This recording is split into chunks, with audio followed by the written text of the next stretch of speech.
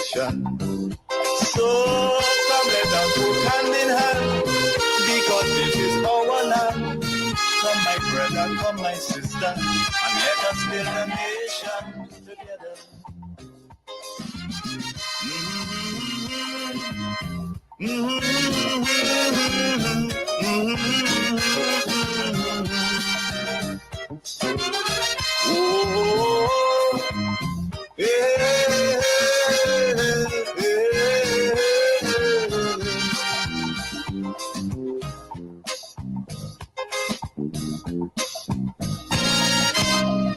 So much of things that we need to see about. Surely I do have to spell them out. Cause you know as well as I do, the only way is put in more effort and less play. Because now, more than ever, we must show discipline, tolerance, and production to build a strong and better nation. I say that is the main foundation.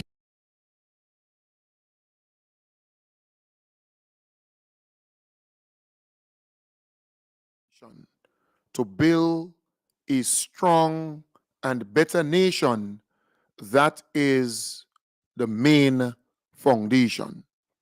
I want to welcome you to the Dynamic Hour. Again, another opportunity that you and I have to talk, to look at what is happening in our country, in our home, and seek to improve, seek to transform for the betterment of all of our people. My name is Kem Jones, and again, it is an honor for me to go on that journey with you where we can have a robust intellectual conversation using social media and radio to connect. I want to encourage those on Facebook and YouTube, please share the live. Sharing is caring, and you may underestimate your role in the dissemination of information, in the spreading, in the circulating of information. But you are very important as a partner in this process. When you share the live program on your page, the friends you have on Facebook will get to view, to be a part of the audience, to listen in. And that is why I always encourage you to share the live program. Because many a times we would have 5, 6, 700, 800 people viewing the program on both YouTube and Facebook. But 80 people will share the program on Facebook. 70 people will share the program on Facebook. So it's so important to encourage you to share the program. And if you believe the government is on the right track and you are a firm believer and supporter of what the government is doing, then you should be quick to share the program.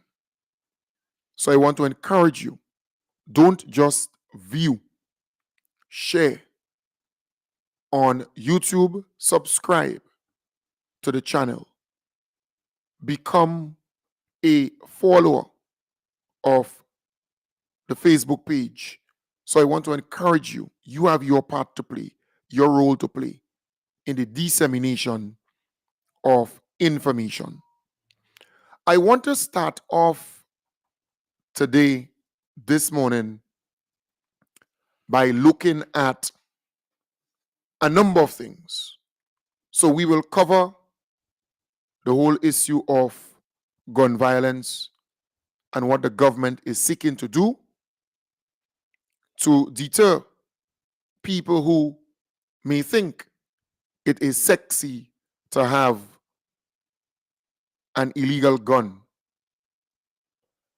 We will also look at pension reform and what Brian Grimes, the union donkey, is saying and what the government is proposing. We will dissect all of that. We will also look at what Emlyn Pay said regarding gun violence, because it is important to have a conversation. So let me first play for you. Let's look at pension reform first. It is well established that the public service, as it stands now, has about 3,000 to 4,000 workers who are on contract for labor, a 1-year contract. Some of them, they have been in the system for 5, 6, 7, 8, 9, 10 years, or even more, on a 1-year contract. So every year it is renewed. And the government can send them home by giving them 1 month's notice. 1 month, in lieu of 1 month notice. So these workers are not unionized, because for them to be unionized, they need to be permanent within the government.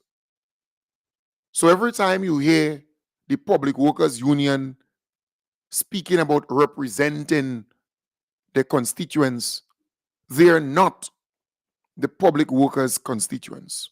They could be, they could become, but they are contract workers. They are not permanent. So that's something that you need to know. As it stands now, these contract workers are not represented by the Public Workers Union. They would like that to be. They are giving the general public the impression that they represent these workers.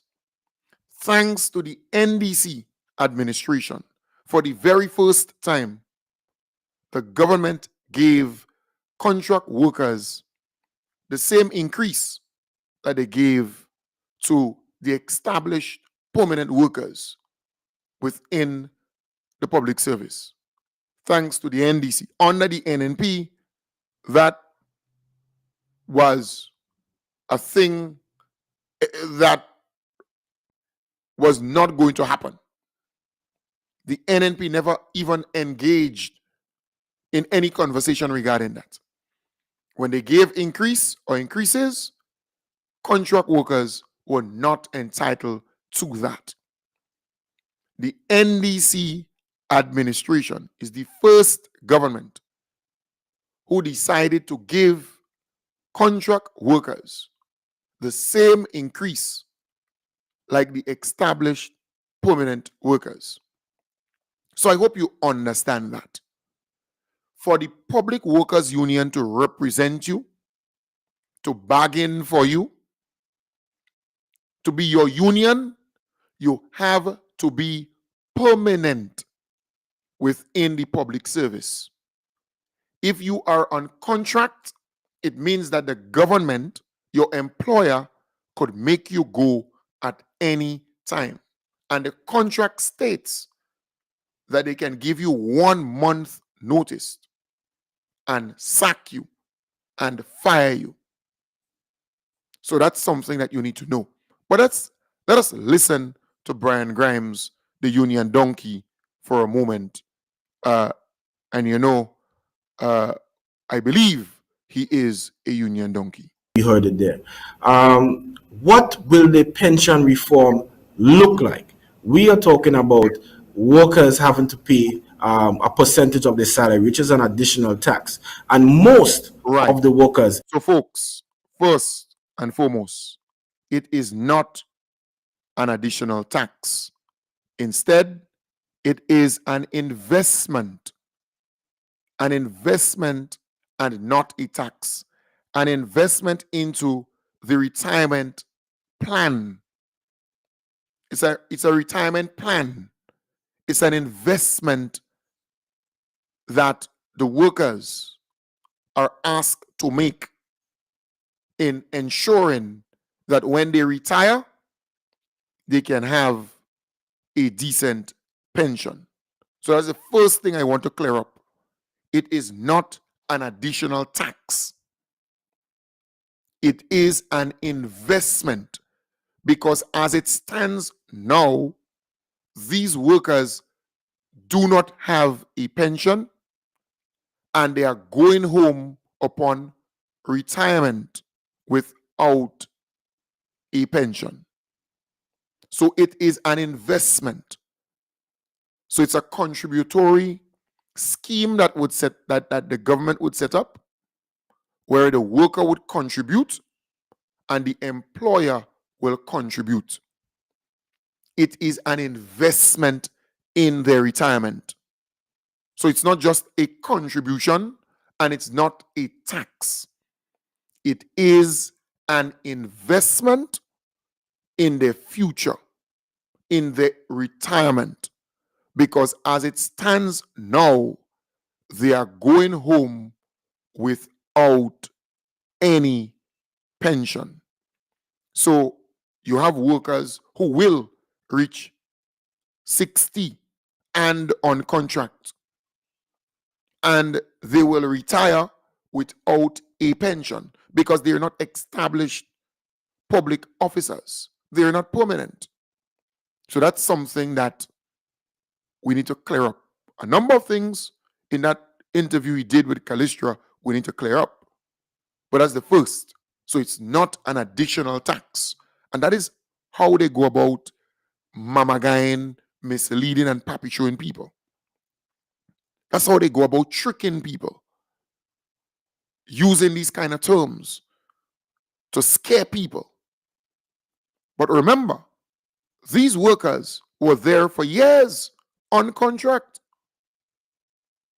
Why didn't Brian Grimes, the union donkey, lobby with the Keith Mitchell-led administration to regularize these people, to make them permanent, and to make sure that they be placed on the 1958 pension laws? Why didn't he do that then?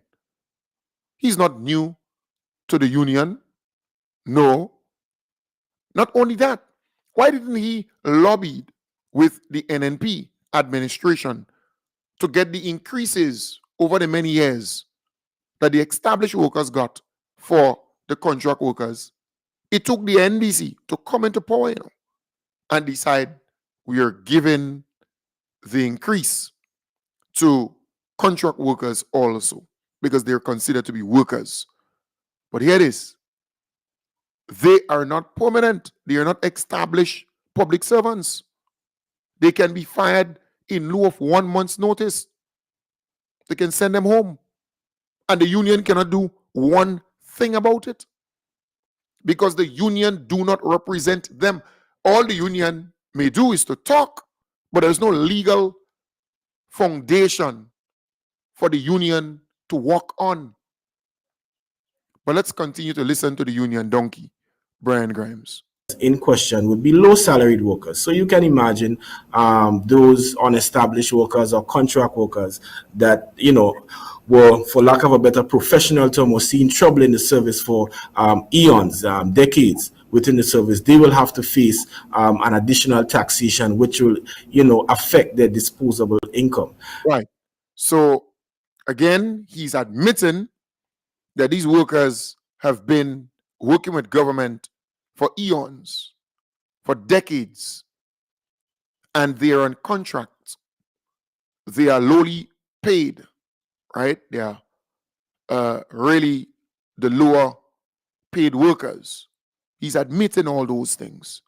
And he is claiming that it's an additional tax and it would affect their disposable income.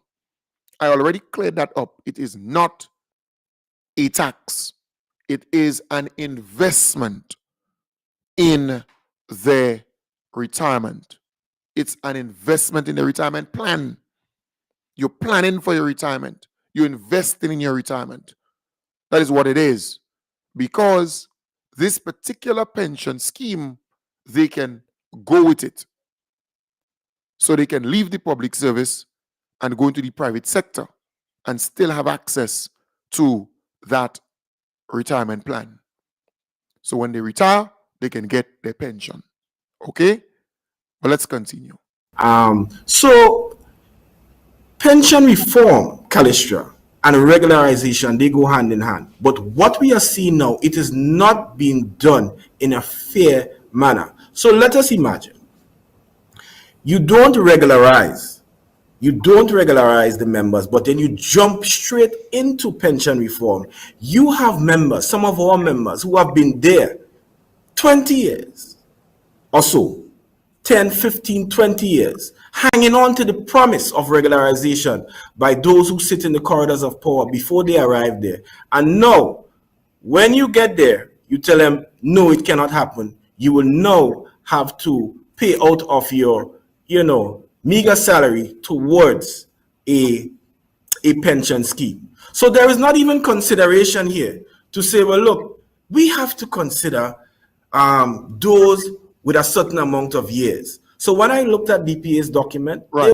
So we're going to get back to that. What this man is actually suggesting is that the government should make these workers permanent first. That is what he's suggesting, and that is the union's position. They are proposing that the government make all these workers permanent first and foremost. The government already said it will be unsustainable to make these workers permanent and have them go under the 1958 pension laws, where upon retirement, they would be entitled to almost 70%, 66.66% of their last high salary. And they would be paid that from taxpayers' money, the government coffers, until they die. But the government doesn't have that kind of money with all these workers who are on contract. So if you make these people permanent, then they fall under that law. And that is what the union wants. And then they want the government to come now and negotiate with them. But as it stands now, the union do not represent these workers. But if you make them permanent, then the union will automatically be the bargaining agent and the union would be representing them. And you now saying to the government, come to me and let's work out some pension plan. The government is saying, no, you do not represent these workers. No. And furthermore, they are on contract. They are on contract. The government could make all these workers go, but the government is caring. They're not going to make them go. The government wants a pension for them upon retirement. They cannot get the 1958 pension. It's impossible. It's not going to happen. But those who are on contract, a new pension scheme will be in place. In fact, the International Monetary Fund commended the government on such a move, because they know if you take all these workers and you make them permanent and they fall under the 1958 laws, then the economy will go bankrupt. This thing is common sense, basic economics. All right, but let's continue. They were considering people who make 5 years at least regularize them so that they can experience that 1958 pension, because they are acting or they are operating in vacant spaces. Mm-hmm. Vacant spaces, meaning now that there is space there in terms of the revenue and expenditure or the estimates for them to be filled in that position. So now you're saying, no, you go straight into the new pension scheme. The other question is, before you come in, because I see that you're thinking a lot here, this matter has some legal and constitutional implications, because if you look at Section 92 of the Grenada Constitution Order, it expressly and explicitly states that any new pension scheme should be more favorable or better than the existing legislation. Can you tell any person that paying into a pension scheme is more favorable than the current Right. Let's stick a pin here. This guy believes that he's smart. He believes that he's intelligent. And that is why I call him the union donkey.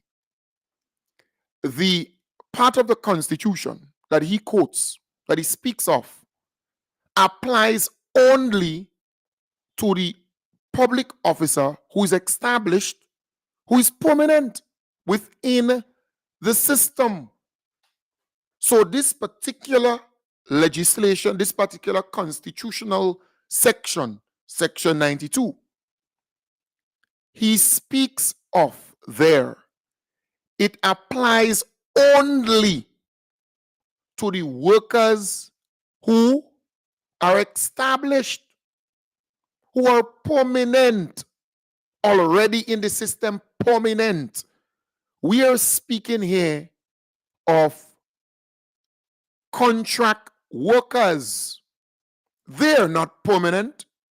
You don't even know what agreement would be put in place, what letter they would get. You don't even know that. Do you know whether or not Public Service Commission will issue a particular letter, frame it in such a way? Do you know if the letter will come from DPA only? What in other words, this guy believes that he is intelligent. He's not. The guy speaks of this particular law or section in the Constitution, and it applies only to the established worker. The established worker. All right? But, I have a constitution somewhere there, I have a constitution somewhere there. Allow me to play a little music and come right back. Let me see if I can find that constitution. I can go online and get it, but let me see if I can find it. So come let us work hand in hand, because this is our land. Come my brother, come my sister, and let us build a nation together.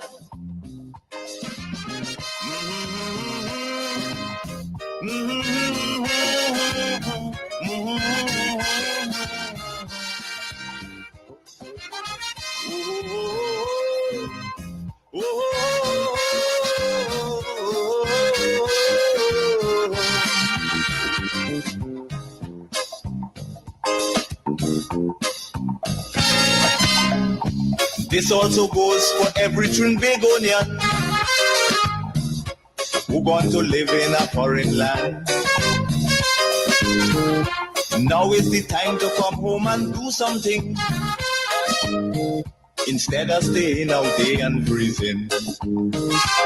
Because now, more than ever, we must show discipline, tolerance, and production to build a strong and better nation. Right. So, folks, I found the Constitution of Grenada. All right? Found the Constitution. Let me read what it says. Even I did not go into the Constitution when I heard this guy talking his nonsense. But my knowledge would tell me that what he's saying is foolishness, dotishness. Hear what it says in section 92, subsection 1. The law to be applied with respect to any pensions, benefits that were granted to any person before this section comes into operation shall be the law that was in force at the date of which those benefits were granted, or any law in force at a later date that is not less favorable to that person. They are speaking here about the people who qualify under the Public Service Commission. Qualify, you're established worker, right? They are not speaking about contract workers here. Subsection 2, the law to be applied with respect to any pensions benefits not being benefits to which subsection 1 of this section applies shall, in so far as those benefits are solely in respect of a period of service as a judge or public officer that commences before, and you go on and on. But the main thing here is that this law speaks to public officers who are prominent. You hear me? Prominent. That's not for contract workers. No, that is not for contract workers, or else they would get a pension upon retirement. This is not for them, right? It's not. So it's amazing. It's amazing that this guy would quote the Constitution. All right? This guy believes that he's smart. And poor Callistra, she doesn't know better on this particular matter.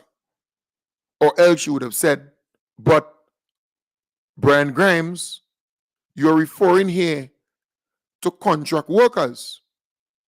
And contract workers are not protected by the section that you quote regarding pension. We are talking about contract workers. As it stands now, they are contract workers. The government will put in place a pension scheme where they would contribute a certain percentage and the government will contribute a certain percentage. So once they fall under that scheme and they pay into that scheme, then the government can formulate a letter that speaks to security of tenure. But don't believe that they're going to be falling under the Public Service Commission and all that it speaks to. No, the government is not that stupid. So to talk about legal ramifications and implications and so on, it's a big joke. You're dealing with people who are smarter than you. You're dealing with people who want good for the workers. And here it is. The Public Workers Union is the weakest union you could find in Grenada. Because the NNP, during their time, what they did was put people on contract. You think these contract workers could go out and demonstrate or protest? You think they can actually do that? No, they can't. If they do so, they would be doing it at their own risk of losing their job. Hence the reason every time the public workers call a strike, it always failed, always poor. Always. Those who are acting and all never went out and protest and so on. No, they never did. The NDC is now, the NDC has regularized, made permanent the people who are acting in different positions. So I am simply saying we need to understand this whole thing. Contract workers are not represented by the Public Workers Union. They are not. They may beat their chest and say, that's the Public Workers Union, that they were able to negotiate and get an increase for contract workers as part of the last negotiation. But they were not able to get that under the NNP. It was because of the kindness of the NDC administration to include these workers. That's the only reason why. They didn't do anything. The union didn't do anything for these people. No. The government did, because the government felt that they are workers and they should be treated as such. So again, it is important that you understand what is at stake here. These guys go there on programs believing that they're smart, but they are not. So I cleared up the contribution that the contract worker has to pay would be, it's not a tax, as this union donkey said. It is an investment in their retirement. It's an investment. They're contributing to get a return upon retirement. I also make the point that the union do not represent these workers. In reality, they do not represent them because the government could make any one of them go. And even if they write to the union or they ask the union to speak on their behalf or represent them, the union would tell them no, they cannot. The union is collecting dues from these people. And in fact, I remember when I was working in government, I challenged the union. Yep, because if I am not permanent and I am on contract, why should you take money from my salary? You don't deserve to. There's no legal right that you should get money from my salary. Nope. You don't represent me because my employer could make me go at any time and you cannot do anything for me. And that is what some of the contract workers should know. In fact, I would suggest to the contract workers that they seek reimbursement from the union for all the months that the union collected your money, union dues, because they do not represent you. They do not. I think this thing came about because the government wanted to have a kind of uniform system where dues are deducted from all public officers and so on. Contract or not, kind of uniform system. But in reality, they do not represent you, but they collect money from you anyways. They take from your salary. If you read your pay slip, they take from your salary every month. So I am saying to you, well, at least when I was there, I know that is what used to happen. They would take from your salary every month, but they do not represent you in reality. Legally, they do not represent you. So all this bluff and talk, it's a big joke. Yeah? The government is seeking to create a better life for these people upon retirement, and they're starting somewhere. All right? Let us continue to listen to the union donkey, Brian Grimes. Legislation? I would think not. So the administration have not convinced us that this is more favorable. So there are multiple considerations here. You're too damn dumb. The administration doesn't have to convince you all. They don't have to convince the Public Workers Union about anything. You do not represent these workers. You think you represent them, but you're delusional in my belief. You don't represent these workers. Legally, you don't. It is what it is. You don't represent them. So why should the government come and kowtow to you all? For what? Of course, consultation, dialogue is all great. The government will be going publicly with dialogue and consultation and so on in the coming weeks and months. You can expect that. But the union must know that these 3,000 or so workers, they're not your constituents. You don't represent them legally. You don't. Right? So get that straight. Get that straight. The government is trying its best to help these people. Because as it stands now, they are retiring back into poverty. And if the NNP was in power, there would be no conversation about regularizing these workers. There would be no conversation about creating a new pension for them. There would be no conversation about giving them the same increase as established workers within the public service. So you better be lucky and happy that the NDC is in power and the NDC gave the contract workers the same increase like established workers within the public service. And you better be lucky that the NDC is in power and they are looking at a pension scheme, a pension plan for these contract workers, and the NDC is in power and looking at regularizing them, making them permanent within the system. Whatever formula they would use, whatever wording in that letter, they would develop the letter accordingly. But it would not be the same letter that speaks to the public officers from 1985 to this point, or from 1958. We know the majority of them, they're out of the service, and the majority of them died. So from 1958 to this point, 2024. All right? So again, I thought I should play that and give you some insight, because these guys, they're on program and they believe that they're bright. They're not bright.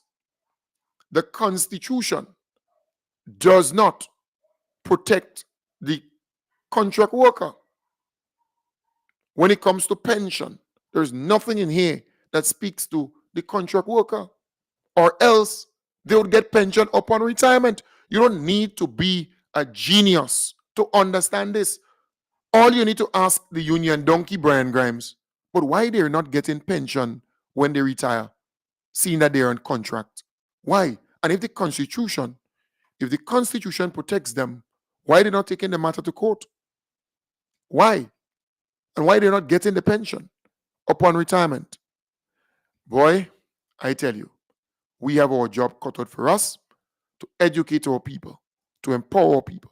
But let's listen to what our beloved Prime Minister had to say about pension, because I think it's important to listen to what he had to say on the Kellen Bob report. Let me break that down.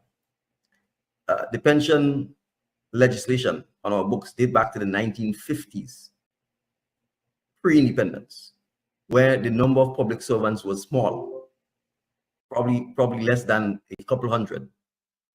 And at that time, the state perhaps was in a position to, assuming the public servants and the numbers of public servants that remained a couple hundred.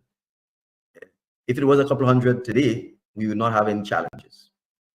The reality is the pension that a public servant gets now is funded directly out of taxpayers' revenue every year. So it's called a non-funded pension.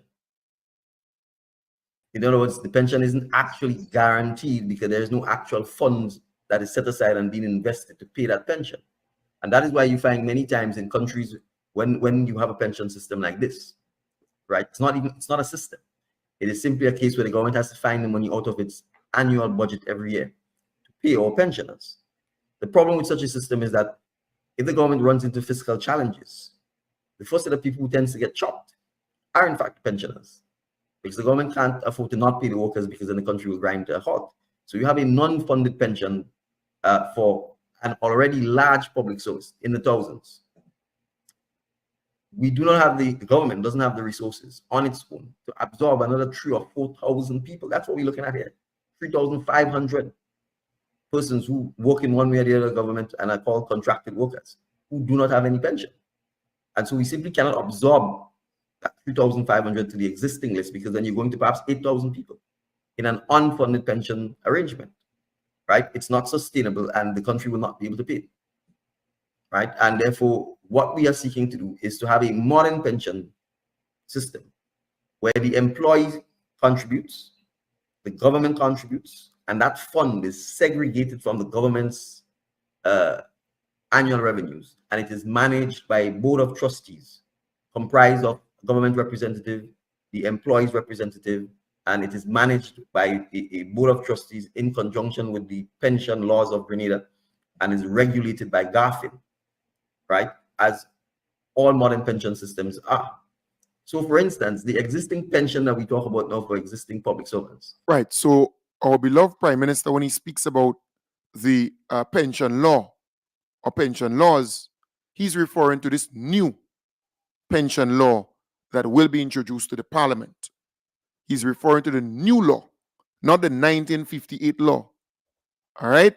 So you have to get that there. GAFIN doesn't regulate that because there is no fund. There's no actual fund available. And in a sense, that is what it's important for public servants to understand and appreciate, that former administrations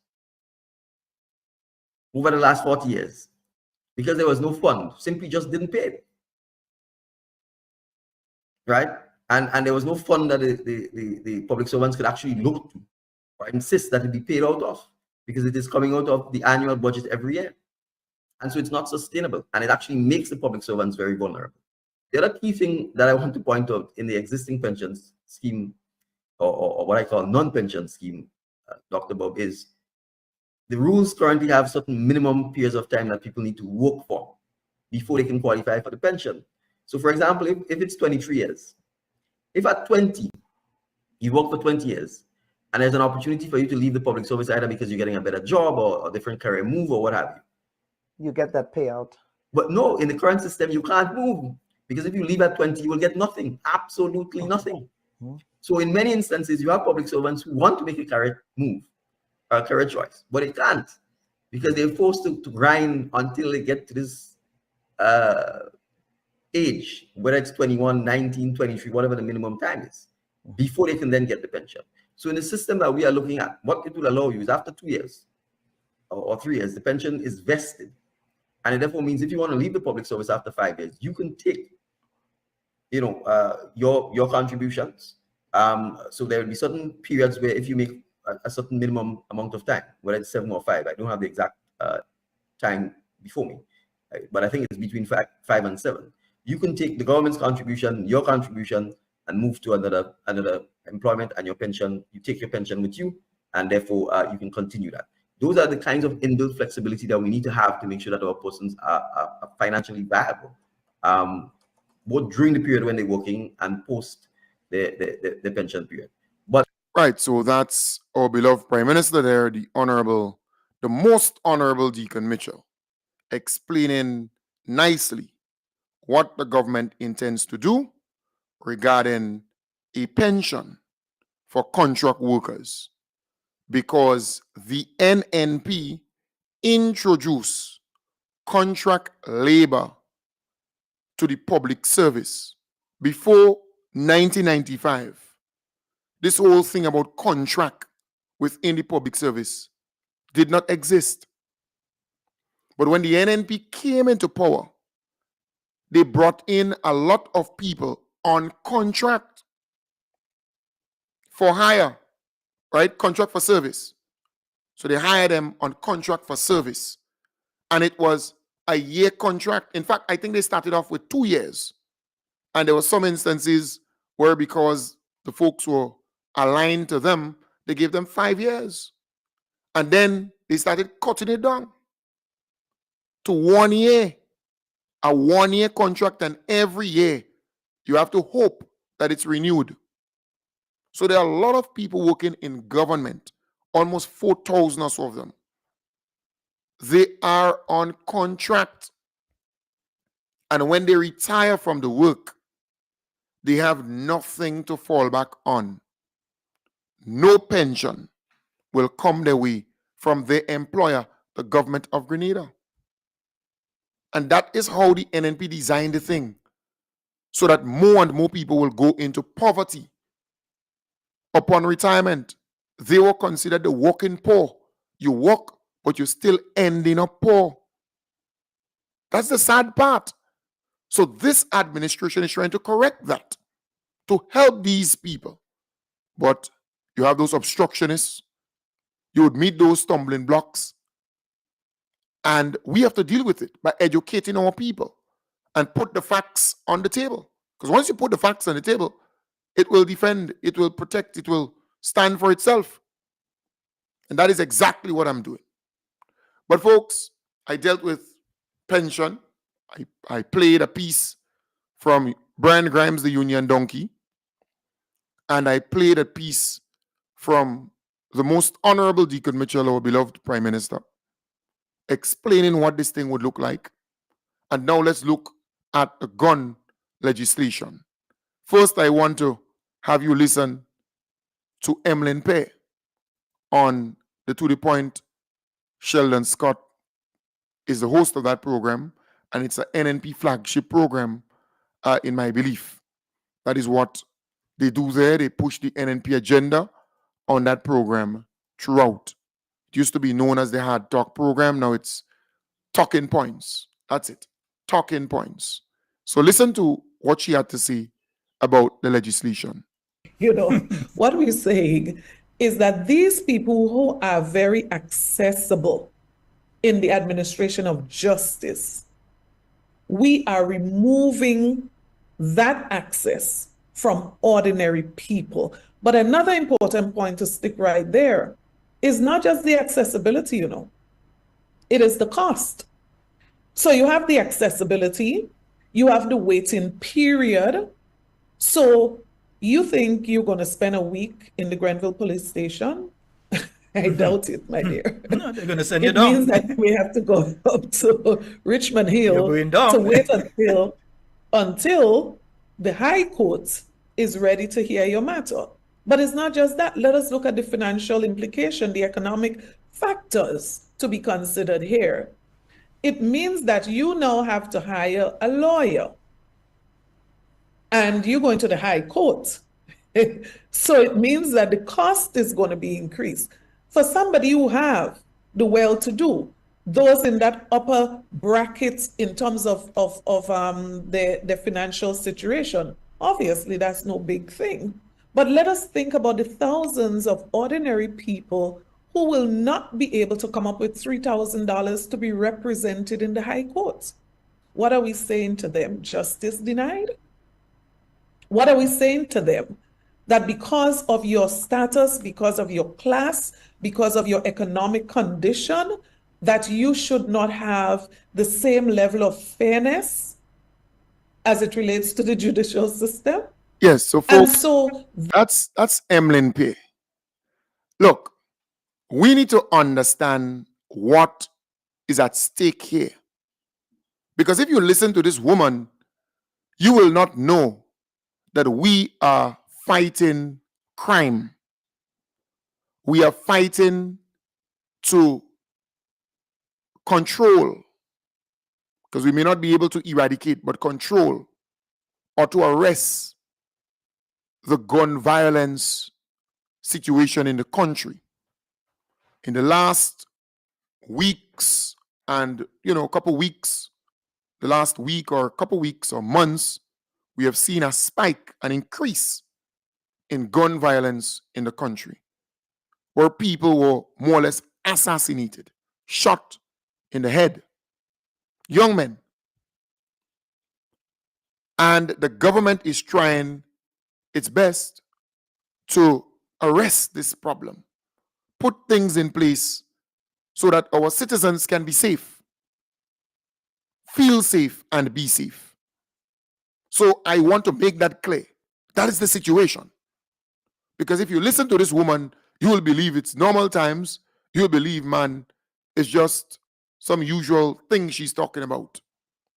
And she comes across as though she's defending that person who goes and get an illegal firearm. Because I cannot fathom for a moment how you could be poor, right? You cannot afford a lawyer, but you would pay or you would find some way to get an illegal gun. What do you need that illegal gun for? I want to know that, because she's saying, well, where would that poor person find that $3,000 to afford a lawyer to go before a judge, to get bail or to fight the case? And hear this. When a person is arrested for an illegal gun, it is already certain that that person is guilty of the offense, unless it in some rare cases where the person could actually prove that, yes, I live in this house, but the gun doesn't belong to me. In rare instances, but generally speaking, if they catch you with an illegal gun or firearm, it's like a ticket. You park in a particular area and they issue you a ticket and you have to pay. It's like a clamp. You're parking and no parking area, they clamp your vehicle and you have to pay on the spot.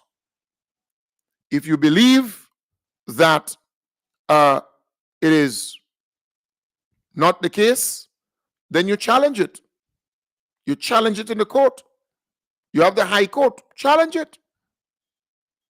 But many a times, the prosecution, the police, they bring the evidence.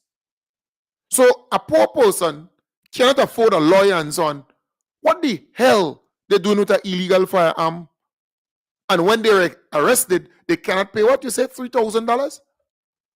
I mean, look, and you know, this woman believes that she's smart. You know, what we're saying is that these people who are very accessible in the administration of justice. Right, so she's referring to the magistrate's court. Because the government is saying you're not going to go in a magistrate's court and get bail for a gun offense, an illegal gun. And remember, it's illegal. They spoke yesterday and they make a lot of people believe it is legal guns. Illegal guns. They never license, they don't have a license to carry that gun. So it's illegal. And that is what those criminals been using to assassinate and kill people. And ordinary law-abiding citizens, they have to run for cover. The government is tough on crime, gun crimes in particular, and they're taking it on. And we love that. So illegal firearms. We are removing that access from ordinary people. Yes, the government is removing that access for bail at the magistrate's court. If you're big, you're bad, you're brave, go to the judge, because the judge will determine whether you get bail or not. You're going to go to the judge, you're going to find the extra $5,000, $6,000, $7,000, $8,000, $10,000, because the lawyers, their fee will be increased, and you would have to find that to go before a judge to get bail. And many a times when they get bail, they come back out and they do a similar crime or even more crimes before that matter, that first matter, is heard in the court. But another important point to stick right there is not just the accessibility, you know, it is the cost. Right. So she's saying it's the cost of the lawyer. And a poor person, they can't afford $3,000 and so on for a lawyer. And as an example, well, you cannot afford, why you need an illegal firearm? So you have the accessibility, you have the waiting period. So you think you're going to spend a week in the Grenville police station? I doubt it, my dear. No, they're going to send you It down. means that we have to go up to Richmond Hill You're going down. to wait until the High Court is ready to hear your matter. But it's not just that. Let us look at the financial implication, the economic factors to be considered here. The economic factors to be considered? Something wrong with you, woman. A person who is poor, a person who is vulnerable, right? Financially, socio-economically, and so on. What that person doing with an illegal firearm? And in some instances, many guns, illegal guns. It means that you now have to hire a lawyer. And you're going to the High Court. So it means that the cost is going to be increased. For somebody who have the well-to-do, those in that upper bracket in terms of the financial situation, obviously that's no big thing. But let us think about the thousands of ordinary people who will not be able to come up with $3,000 to be represented in the High Court. Right, so the thousands of ordinary people who will not be able to come up with the $3,000 to be represented in the High Court. Why do they need a gun? Emlyn Peck, can you tell me why they need an illegal firearm, an illegal gun? I really want to know. Look, the NNP, they have lost their way. they have lost their way and people are seeing through them. This is something that you're going to be out there championing. You're making them criminals and them feel happy. In my belief, you're making them believe that, they have some people in the opposition forces who are rooting for them. That is how it comes across. It scares me because these same people want to come back and run country and govern country. Same people. What the hell? An ordinary person needs a gun, an illegal gun for. Can you tell me? What they really need that for? They are business people who don't have a legal firearm and they don't have an illegal one. They don't have a gun and they do business. They don't have one. They just don't. So what these people need the gun for? To go on Wall Street and go bo, bo, bo, bo, bo. To be on the carnage. Bo, bo, bo, 21 gun salute. To be in 4 roads. Bo, bo, bo, bo, bo. And so on and so forth. To assassinate people. Look at the amount of people young men who died in recent times. Assassination style. Boy, Lord, have mercy. And I feel sorry for the opposition. Because they're either dumb, stupid, or politically senseless. They're acting like political idiots. Who in Grenada will support you with that nonsense that you're advocating and pushing? It's political suicide. It is political suicide because a parent or guardian or some business person or some law-abiding person, and the majority of people in Grenada, they're law-abiding. They just want to go about doing their business normal with no problems, no fear, right? They're listening to the NNP. They would feel scared and worried. Worried, scared. But these are the same people who want to come back into power and run Grenada. It's amazing, boy. It's amazing. But let me play for you what the most honorable Deacon Mitchell had to say regarding gun violence. How do we mitigate that? How do we minimize that?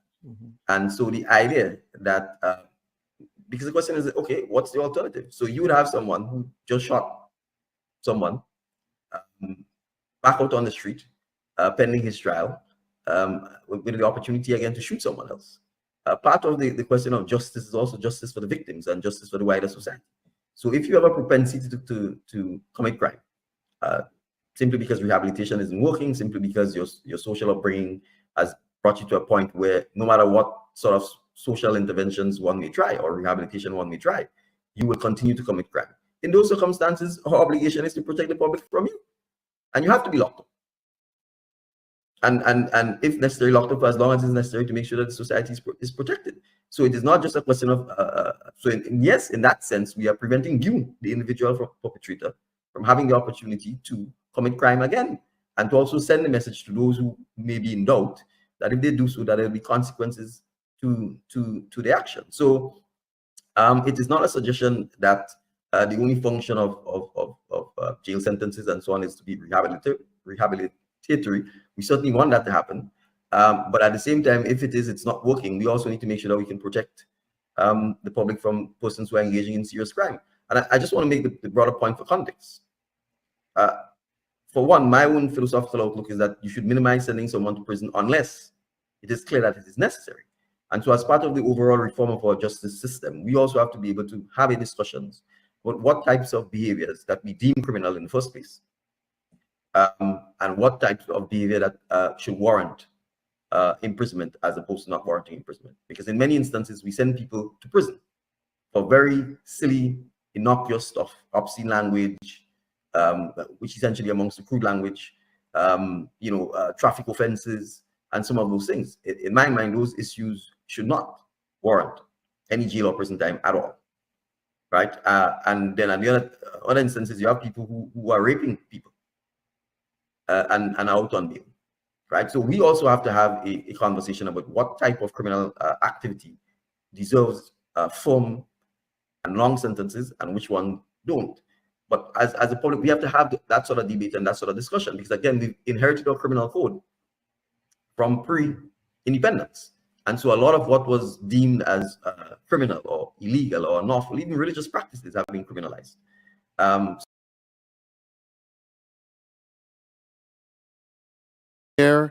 Yes, I was enjoying it. I could have listened to our beloved Prime Minister for the next hour. But I am saying it is very important that we understand there is a gun amnesty in place. And Carol and Twine, you're correct.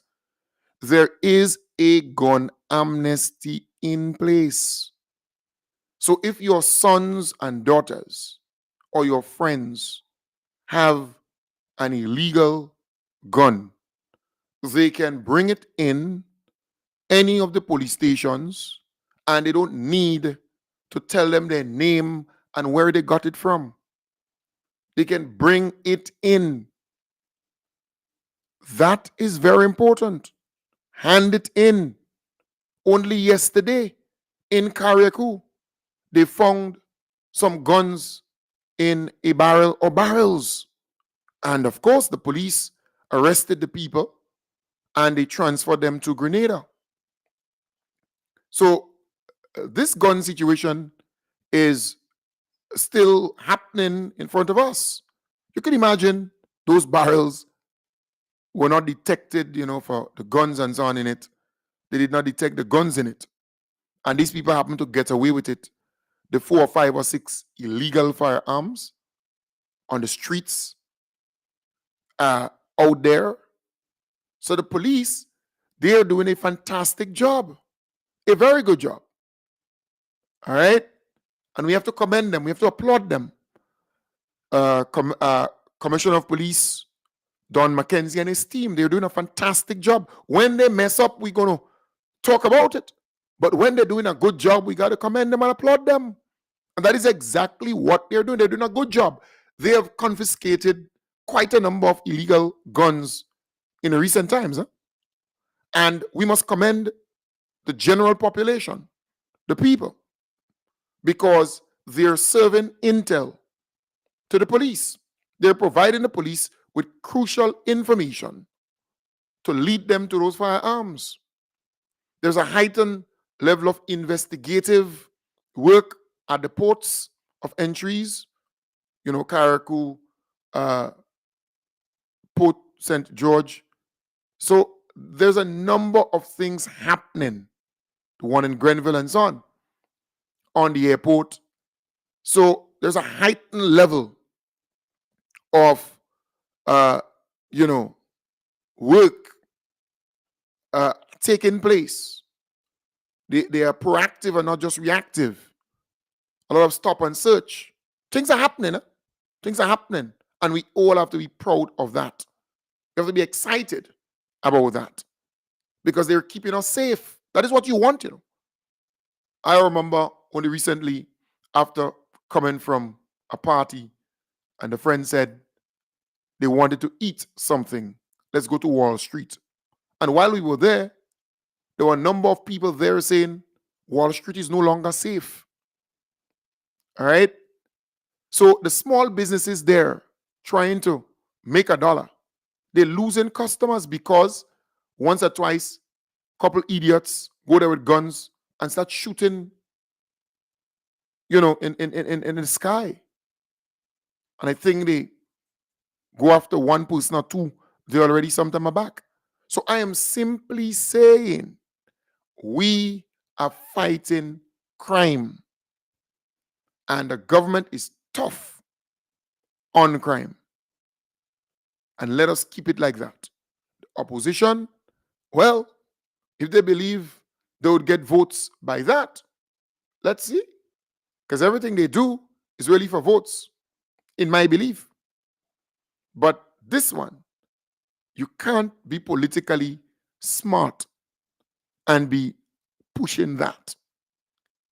The general population, those in America, Canada, and England, they know fully well what illegal firearms, what illegal guns can do and are doing every day on their streets where they live and so on. Don't fool yourself. And I believe they would be more influential in speaking to their friends and colleagues back home to say to them that illegal guns are bad. And guns were made to kill people. Let's face it, guns were designed to kill people. It's lethal. It will kill you in seconds. So why do you need a gun? In the first case, why do you need an illegal gun? Why? So we need to continue to educate our people. We need to make them know that, see, this issue of illegal guns on our streets and in homes and so on, because there are parents who would see their son in the house with a gun. They know that he doesn't have a license to carry that gun. There are friends who would go out and lime and they would see their colleagues, their friend or friends with illegal guns. And they will say nothing, or they see it as a badge of honor. Right? That guy's a shutter. You know, my G's a shutter. He has gun, he has this, he's a bad boy. But the law now is causing a lot of people to be extremely cautious when going around their friends. Because if they know they have a firearm and they do nothing, they too can be arrested. And if you know your son has an illegal gun and he come in the house, you too can spend 5 years in prison. You too can spend jail time. Get jail time for that. So there are a lot of people who are scared because they harbor those things. They aid and abet it. They have no problem with their sons and who coming in the house with an illegal gun. But I want to commend the government. Doing an excellent job. Keep at it. Keep at it. I think the Senate will debate this piece of legislation, this bill. I don't know if it's today or tomorrow, but they will debate it. And it will be passed. It will be passed. All right? So it's really tough. It's tough. But we got to do it. A lot of people are going to cry. But if you know your son or your daughter have an illegal firearm, there's a gun amnesty now. Go and give it up.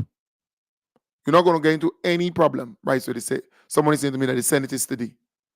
You're not going to get into any problem. Go and give it up. Hand it in.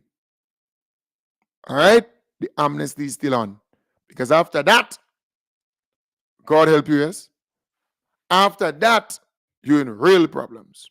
Folks, I want to thank you for being a part of the program. I want to wish you all the best. Quite a number of things I had to promote today, you know. Maybe I can, because we have about 700 and something people on the live. There's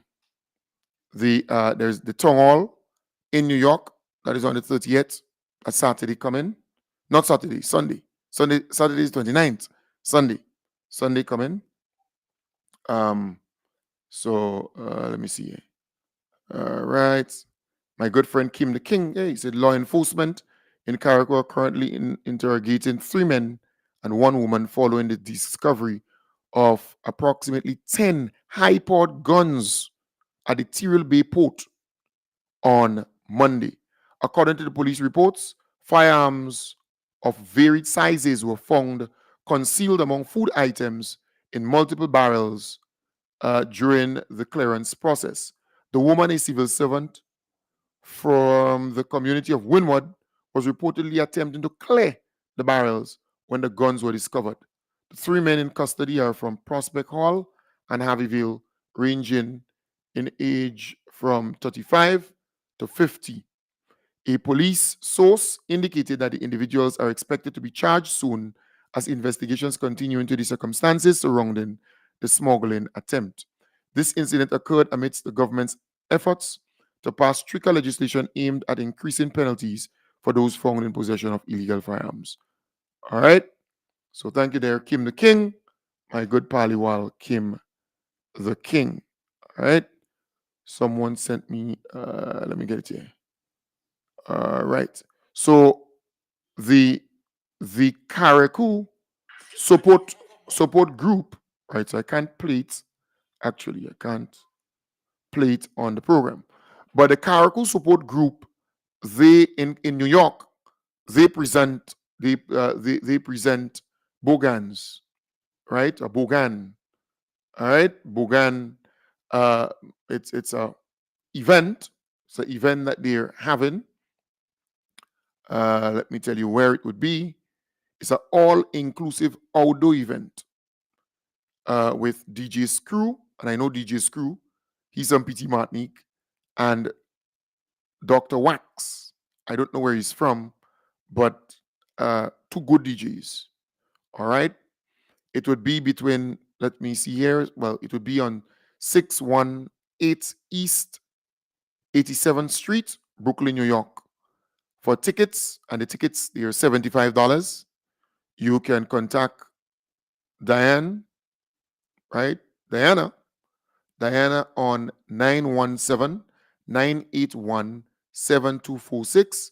Glenn 718-450-4436. Stephen on 347-385-6583. Peter on 347-7229-5770. All right. And all right, so Norma Joseph is saying that's my son. So DJ Wax, Dr. Wax, he's from Karaku. Nice, thank you, Norma. Norma Joseph there, that's Leo's wife, a very nice lady. All right, so that's on the 29th. So that's Saturday coming in New York. The Honorable Tevin Andrews will be at that event. All right, so that's a very important event. Buy up the tickets and be a part of that. I also know that Abigail, you sent me this. Prime Minister and MP for St. David, the Honorable Deacon Mitchell, invites you to the grand opening and community engagement, the Current Community Center. So they opening the Current Community Center on Thursday, the 27th of June, starting at 5:30 p.m. All right. So again, looking forward to that. Go there and be a part of that as a Corinth Community Center. All right. I know there are a number of other activities here. All right. There are a number of other activities. The town hall meeting is on Sunday. All right. The Honorable Ron Redhead, the Honorable Andy Williams, the Honorable Delma Thomas, the Honorable Tevin Andrews. I mean, they all will be in attendance. Go there and be a part of that. Go there and be a part of that. Today, the mother of Dr.